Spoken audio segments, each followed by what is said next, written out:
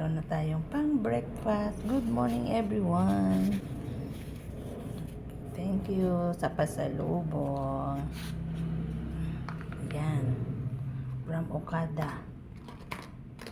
From Okada, Manila. Bigay lang yan. Bigay lang ng boss ni Mr. Yan. From Okada, Manila.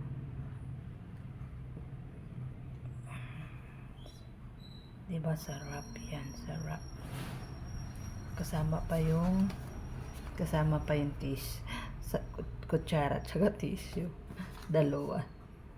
Ano yata ito, parang chop suey. Pero, oo nga, parang chop suey siya.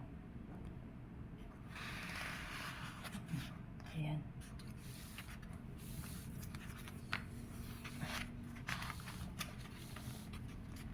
Dala niya yan kagabi. Tulog na kami mag-ina. Tulog na kami mag-ina. Hindi niya na kami ginising. Yan pasalubong niya kagabi. Galing daw yan sa boss niya. Nag-check-in sa Okada, Manila. Pinauwi na lang sa kanya kasi marami yata. Maraming ganito. Yan, sarap. Rice with egg and nuts. Parang nuts to? Nuts ba? Ay, hindi. Carrots pala. Iinitin yan mamaya. Isasangag na lang yan ulit mamaya. Tsaka ito. Iinitin. Mukhang masarap. Try natin. Tikman natin. Teka. Tanggalin ko yung tissue.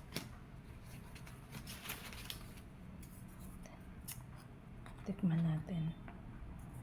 Okay, hindi pa mainit to. Maaga pa dito sa amin. Anong oras na? 9 o'clock. 9:20 in the morning.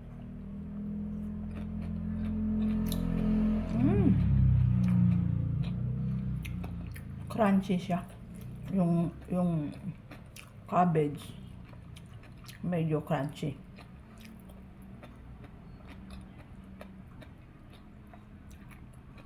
Tikman natin yung bell pepper.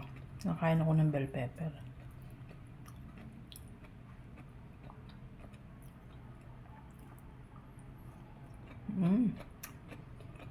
Sarap.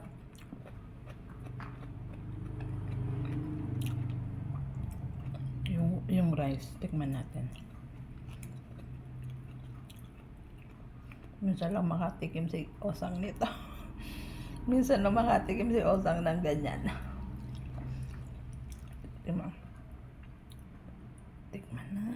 Tikman natin. O, diba? May gulay na kasama. Ang sarap. Sobrang sarap. Iba yung lasa. Iba yung lasa nila. Iba yung lasa ng pagkasinangag niya. Iba. Talagang malasa.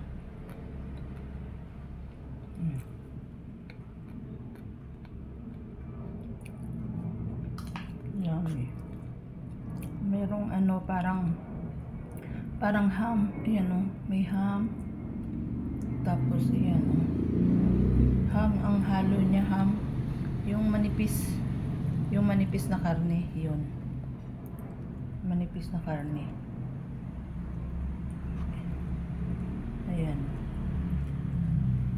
Puro ham ang halo niya. Di ba ham yan? Tanungan ko nga ang mister ko kung ano yun. Bacon pala yun, hindi pala ham. Hindi pala hamon. Bacon pala. Bacon. Sorry naman. Inosente lang si Osang. Bacon pala siya. Ayan. Halatang hindi nakakakain si Osang ng ganito. Hindi alam. Bacon pala yan, bacon. Ayan.